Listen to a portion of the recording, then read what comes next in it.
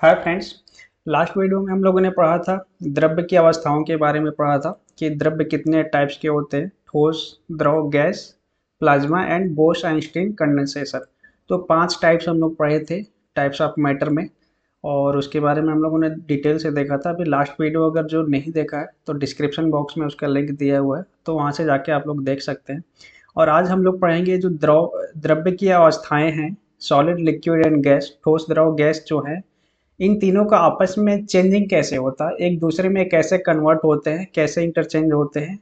जैसे कि द्रव को हम लोग गैस में बदल सकते हैं, लिक्विड को हम लोग गैस में बदल सकते हैं, गैस को सॉलिड में, एंड सॉलिड को लिक्विड में। सेम प्रोसेस वही है कि लिक्विड को हम लोग सॉलिड में कन्वर्ट कर सकते हैं, सॉलिड को गैस में, एंड गैस को लिक्विड में।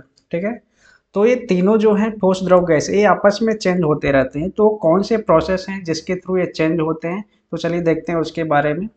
तो अगर द्रव को हमें, लिक्विड को अगर गैस बनाना है, गैस में कन्वर्ट करना है, तो किस प्रोसेस के थ्रू करेंगे? वाष्पीकरण, वेपोराइजेशन प्रोसेस के थ्रू हम लोग उसको गैस में कन्वर्ट कर सकते हैं, वेपर में। ठीक है। अगर गैस को हमें लिक्विड बनाना है, यानी कि द्रव में कन्वर्ट करना है गैस को, तो संघनित, इसको कंडेंसेट करेंगे। गैस को अगर कंडेंसेशन प्रोसेस से गुजारेंगे तो द्रव में कन्वर्ट हो जाएगा। सेम अगर गैस को हमें ठोस में कन्वर्ट करना है, या फिर ठोस को गैस में कन्वर्ट करना है, सॉलिड को गैस में, तो ऊर्ध्वपातन जो प्रोसेस है, सब्लिमेशन प्रोसेस, इसके थ्रू हम लोग ये कर सकते हैं। सेम सॉलिड को अगर लिक्विड में अगर करना है तो कौन सा प्रोसेस करेंगे? मेल्टिंग पॉइंट, जो मेल्टिंग प्रोसेस है, उस प्रोसेस के थ्रू हम लोग सॉलिड को, यानी कि ठोस को, द्रव में परिवर्तित कर सकते हैं, संगलन प्रोसेस। और अगर द्रव को हमें सॉलिड में बनाना है, ठोस में, तो उसको फ्रीज करेंगे उसको, द्रव को, तो वो सॉलिड में कन्वर्ट हो जाएगा।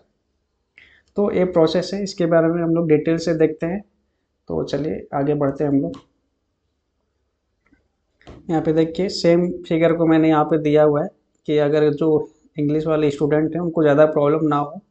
अगर गैस को यहाँ पे लिक्विड में कन्वर्ट करना है तो इवेपोरेशन, यानी कि वाष्पीकरण प्रोसेस से, कंडेंसेशन प्रोसेस से हम लोग उसमें कर सकते हैं। ठीक है। सॉलिड को अगर लिक्विड में करना है तो मेल्टिंग प्रोसेस है, और लिक्विड को अगर सॉलिड बनाना है तो फ्रीजिंग प्रोसेस है। तो ये प्रोसेस यहाँ पर दिया हुआ है, बट इसके बारे में हम लोग डिटेल से देखते हैं। चलिए आगे। तो सबसे पहले हम लोग देखेंगे कि द्रव और ठोस के बीच परिवर्तन। जो सॉलिड है, ये सॉलिड है और ये लिक्विड है। अगर सॉलिड को लिक्विड बनाना है और लिक्विड को सॉलिड बनाना है, यानी कि द्रव को ठोस बनाना है और ठोस को द्रव बनाना है, तो वो क्या प्रोसेस है? तो इसके बीच, इन दोनों के बीच का जो चेंजिंग है, इंटरचेंज है, वो देखते हैं सबसे पहले। तो द्रव और ठोस के बीच का परिवर्तन, तो इसमें एक पॉइंट आता है आपको फ्रीजिंग। ठीक है। फ्रीजिंग आप समझिए क्या होता है। फ्रीजिंग क्या होता है? अगर आप द्रव को, यानी कि आप वाटर ले लो और आप उसको फ्रिज में रख देंगे। फ्रिज में जब आप उसको रखोगे ना, तो उसको ठंडा करते जाए, ठंडा करते जाइए, ठंडा जब आप करते जाएंगे तो एक टाइम ऐसा आएगा कि जब उसका टेम्परेचर 0 डिग्री सेंटीग्रेड हो जाएगा। जब द्रव का टेम्परेचर 0 डिग्री सेंटीग्रेड हो जाएगा तो क्या होगा, उसमें वो सॉलिड में कन्वर्ट, वो बर्फ बन जाता है। आपने देखा होगा, सब लोगों ने देखा होगा कि जब जल को हम लोग 0 डिग्री सेंटीग्रेड तक ठंडा कर देते हैं तो बर्फ बन जाता है। ठीक है। तो ये जो प्रोसेस है इसको फ्रीजिंग प्रोसेस बोलते हैं।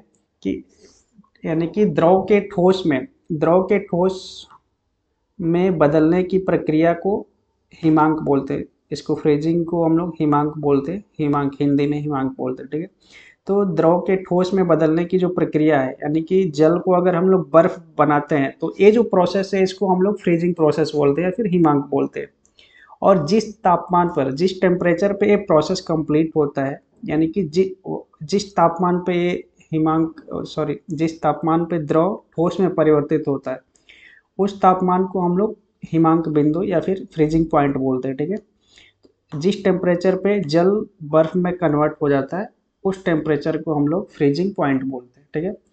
तो जल किस टेम्परेचर पे फ्रीज हो जाता है? तो 0 डिग्री सेंटीग्रेड पे जल जो है फ्रीज हो जाता है। तो एक क्वेश्चन आता है हमेशा कि पानी का हिमांक बिंदु या फिर पानी का फ्रीजिंग पॉइंट क्या है? पानी का फ्रीजिंग पॉइंट क्या होता है, एक क्वेश्चन आता है हमेशा। तो पानी का जो फ्रीजिंग पॉइंट है वो क्या है, 0 डिग्री सेंटीग्रेड होता है। पानी का फ्रीजिंग पॉइंट क्या है, 0 डिग्री सेंटीग्रेड होता है। काफ़ी अच्छा क्वेश्चन है, इसको आप लोग नोट डाउन करिए, ठीक है। अगर 0 डिग्री सेंटीग्रेड को हम लोग फ़ारेनहाइट में कन्वर्ट करेंगे तो कितना आएगा, 32 डिग्री फ़ारेनहाइट। तो सेंटीग्रेड में ना देके फ़ारेनहाइट में भी पूछ सकता है और केल्विन में भी पूछ सकता है। तो आप बस एक ही वैल्यू याद करिए कि जो पानी का फ्रीजिंग पॉइंट होता है यानी कि हिमांक बिंदु जो होता है 0 डिग्री सेंटीग्रेड होता है। और आप लोगों को मैं कन्वर्जन बताऊंगा आगे कि डिग्री सेंटीग्रेड को फ़ारेनहाइट में, फ़ारेनहाइट को केल्विन में, केल्विन को सेंटीग्रेड में, ये सब कैसे कन्वर्ट करते हैं र्यूमर्स को। तो प्रोसेस में आप लोगों को बताऊंगा। अभी आप लोग बस एक ही याद रखिए, डिग्री सेंटीग्रेड, ठीक है। तो पानी का जो फ्रीजिंग पॉइंट होता है वो क्या होता है, 0 डिग्री सेंटीग्रेड होता है। फिर एक क्वेश्चन और पूछा जाता है कि पारा, Hg जो होता है, पारा मरकरी जो होता है उसका फ्रीजिंग पॉइंट क्या होता है। पारे का जो फ्रीजिंग पॉइंट होता है -38 डिग्री 38.83 डिग्री सेंटीग्रेड। यानी कि पारे को अगर -38 डिग्री सेंटीग्रेड तक आप ठंडा करेंगे तो वो सॉलिड बन जाएगा, ठोस बन जाएगा, बर्फ बन जाएगा, ठीक है। पानी को अगर आप 0 डिग्री सेंटीग्रेड पे ठंडा करेंगे तो बर्फ बन जाएगा। तो ये है फ्रीजिंग प्रोसेस है कि बर्फ यानी कि ठोस बनाने की जो प्रोसेस है हम उसे फ्रीजिंग प्रोसेस बोलते हैं। फिर आता है मेल्टिंग प्रोसेस। तो ये हो गया लिक्विड से ठोस बनाना, यानी कि लिक्विड से अगर सॉलिड बनाना है तो हम उसे फ्रीज करेंगे, फ्रीजिंग प्रोसेस के थ्रू पानी द्रव से ठोस में कन्वर्ट कर सकते हैं। अभी ठोस से हमें लिक्विड में कन्वर्ट करना है तो कौन सा प्रोसेस करेंगे, मेल्टिंग प्रोसेस। मेल्टिंग प्रोसेस के थ्रू हम लोग ठोस को द्रव में कन्वर्ट कर सकते हैं, तो उसके बारे में देखते हैं। सॉरी, मेल्टिंग पॉइंट देख लीजिए। मेल्टिंग पॉइंट क्या होता है कि वह पॉइंट जहाँ पे बर्फ या फिर कोई भी सॉलिड क्या होता है पिघलने लगता है, तो उस पॉइंट को हम लोग मेल्टिंग पॉइंट बोलते हैं या फिर गलनांक बोलते हैं, इसको हिंदी में गलनांक बोलते हैं, ठीक है।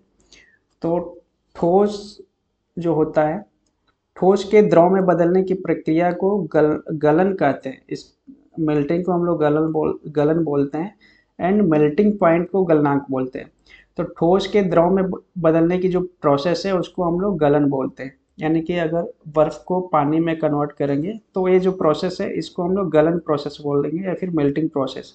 और यह जिस तापमान पर यह होता है उसे गलनांक बोलते हैं, उस तापमान को क्या बोलते हैं, गलनांक बोलते हैं। अगर कोई ये पूछे कि पानी का गलनांक कितना होता है यानी कि बर्फ का गलनांक कितना होता है, तो ऐसे क्वेश्चन बनते हैं।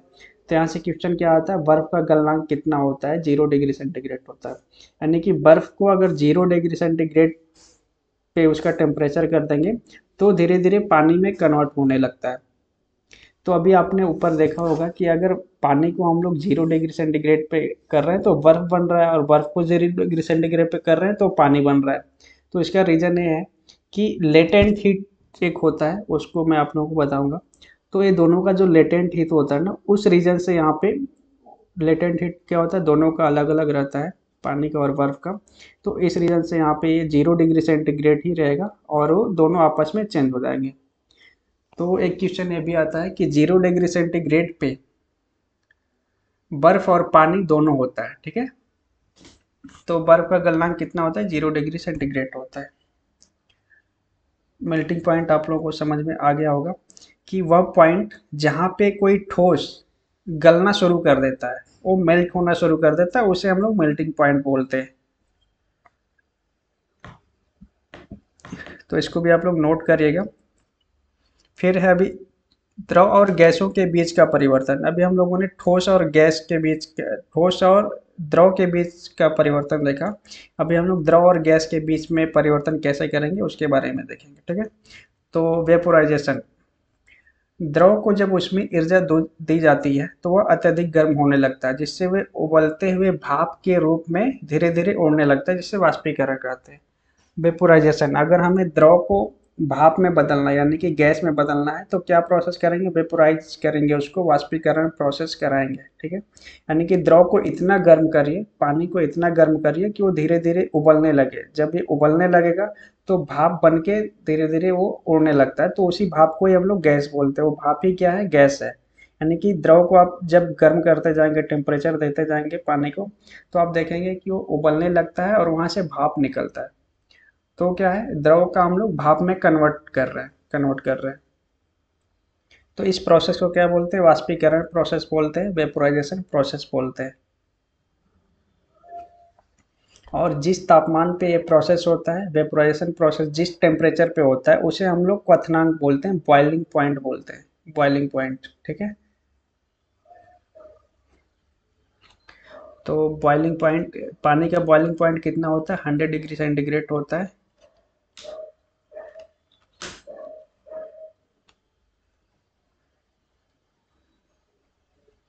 सॉरी, यहाँ पे एक पॉइंट गलत लिखा हुआ है। ठीक है, आप लोग ये नोट करिए कि जिस टेम्परेचर पे कोई लिक्विड उबलता है, यानी कि पानी या फिर कोई भी द्रव उबलना शुरू हो जाता है, उस टेम्परेचर को हम लोग क्या बोलते हैं, क्वथनांक बोलते हैं या फिर बॉइलिंग पॉइंट बोलते हैं। ठीक है, बॉइलिंग पॉइंट पे कोई भी द्रव उबलना शुरू कर देता है। तो क्वेश्चन क्या आता है कि पानी का बॉइलिंग पॉइंट कितना होता है, तो पानी का बॉइलिंग पॉइंट 100 डिग्री सेंटीग्रेड होता है। ये आप लोग नोट करेंगे, काफ़ी अच्छा क्वेश्चन है कि पानी का जो बॉइलिंग टेम्परेचर होता है वो 100 डिग्री सेंटीग्रेड होता है, यानी कि पानी को आप लोग 100 डिग्री सेंटीग्रेड तक गर्म करोगे तो भाप बन के उड़ने लगता है, भाप बन जाता है, गर्म हो जाता है, यानी कि वाष्प बनने लगता है, वेपोराइज हो जाता है। ठीक है। तो पानी का जो बॉइलिंग टेम्परेचर होता है वो कितना होता है, 100 डिग्री सेंटीग्रेड होता है। बहुत ही इम्पोर्टेंट क्वेश्चन है। और यहाँ पे एक टॉपिक है कि दाब बढ़ने से क्वथनांक बढ़ता है। यहाँ पे मैंने कम लिखा हुआ है। यहाँ पे दाब, यहाँ पे अगर हम लोग प्रेशर बढ़ाएंगे तो जो इसका बॉइलिंग टेम्परेचर है वो बढ़ेगा। ठीक है, अगर प्रेशर कम करते हैं तो बॉइलिंग टेम्परेचर कम हो जाता है। तो इसको आप लोग यहाँ पे नोट कर लीजिएगा। मैं यहाँ पे लिख देता हूँ आप लोगों को, boiling temperature will increase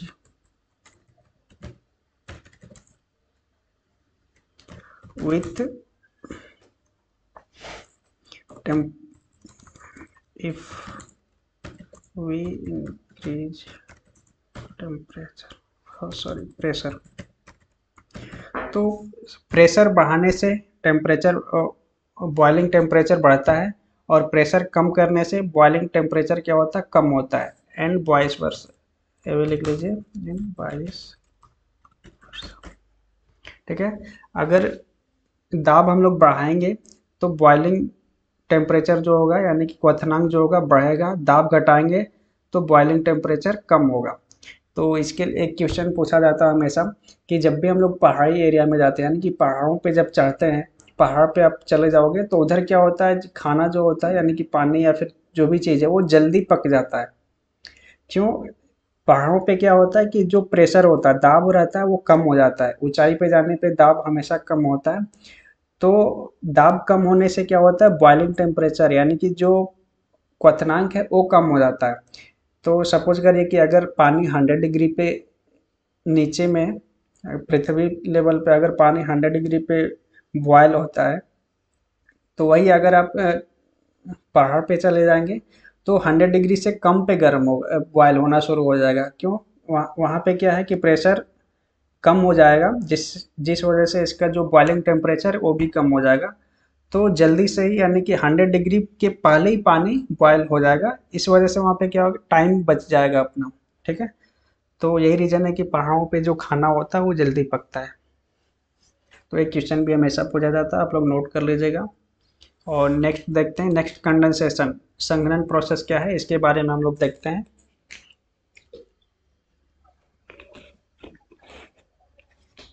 gas अवस्था का द्रव अवस्था में परिवर्तन होना ही संघनन कहलाता है। गैस अवस्था का द्रव अवस्था में परिवर्तन होना ही संघनन कहलाता है। अगर हम गैस को द्रव में कन्वर्ट करते हैं तो इस प्रोसेस को क्या बोलते हैं, संघनन बोलते हैं, कंडेंसेशन बोलते हैं। एग्जाम्पल के लिए आप लोग देख लीजिए कि जैसे ओस आप लोगों ने देखा होगा कि जब ओस गिरता है ना, तो अगर वो किसी पेड़ के पत्ते पे रुक गया, गिरा है, तो वहाँ पे आप लोगों ने देखा होगा कि ये बूंद बन जाता है। जो ओस होता है, ओस एक प्रकार से गैस है। ठीक है, गैस का टाइप है। तो जो गैस है वो अगर पेड़ के पत्ते पे गिरेगा तो वहाँ पे एक बूंद, छोटे छोटे बूंद दिखाई देते हैं आपको सुबह सुबह घास पे या फिर पेड़ पे। तो वो क्या है, गैस से लिक्विड में यानी कि पानी बन गया। तो ये क्या हुआ, अपना संघनन प्रोसेस हुआ जिससे कि वो गैस से पानी में कन्वर्ट हो गया, यानी कि द्रव में कन्वर्ट हो गया। या फिर दूसरा एग्जांपल भी आप लोगों को समझा देता हूँ।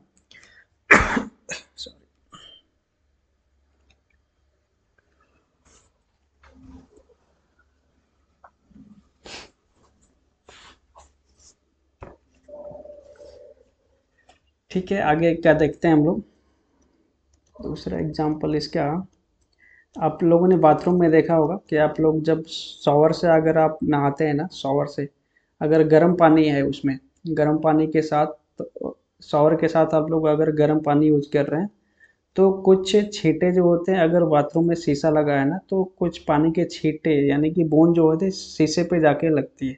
तो जैसे शीशे पे जाके लगता है ना, तो वहाँ पे क्या होता है कि वो तुरंत उस पे फैल जाता है, यानी कि बूंद जो है वो शीशे पे पूरा वेपर टाइप का फैल जाता है, गैस टाइप का। अभी नेक्स्ट देखिए, ठोस और गैसों के बीच परिवर्तन, change between solid and gas. ठोस और गैस के बीच में परिवर्तन, सब्लिमेशन, ऊर्ध्वपातन प्रोसेस क्या होता है। तो ऊर्ध्वपातन के बारे में हम लोग देखते हैं। जब कोई द्रव्य अपनी ठोस अवस्था में होता है, तो ऊर्ध्वपातन पहले आप समझ लीजिए। अगर ऐसी स्थिति है कि तीन हमारे पास स्टेट हैं, ठोस, द्रव, गैस। अगर हम लोग ठोस को गर्म करना शुरू करेंगे ना, तो सबसे पहले क्या होता है, मेल्ट होता है, मेल्ट होने से वो द्रव में कन्वर्ट होता है। फिर और अगर हम लोग गर्म गर्म करते हैं तो ठोस क्या होता है, द्रव बनेगा, फिर द्रव से वो गैस बन जाता है, वाष्प में कन्वर्ट होता है। ठोस, द्रव, गैस, तो ये तीन एक सीरियल क्रम में चलते हैं। पहले ठोस से द्रव बनेगा, फिर द्रव से गैस बनेगा। तो ये जो प्रोसेस है उसके विपरीत है। अगर हम लोग ठोस को गर्म करते हैं और वो द्रव में कन्वर्ट ना होके सीधे गैस में कन्वर्ट हो जाता है, यानी कि ठोस को आप गर्म करोगे और द्रव नहीं बनेगा, सीधे गैस बन जाएगा। तो इस प्रोसेस को हम लोग ऊर्ध्वपातन प्रोसेस बोलते हैं, सब्लिमेशन। या फिर अगर गैस को आप लोग ठंडा कर रहे हैं तो वो द्रव ना बन के सीधे सॉलिड बन गया, सीधे ठोस बन गया। तो इस प्रोसेस को भी सब्लिमेशन ही बोलते हैं हम लोग, ठीक है। इस प्रोसेस को बता देता हूँ मैं क्या बोलते हैं।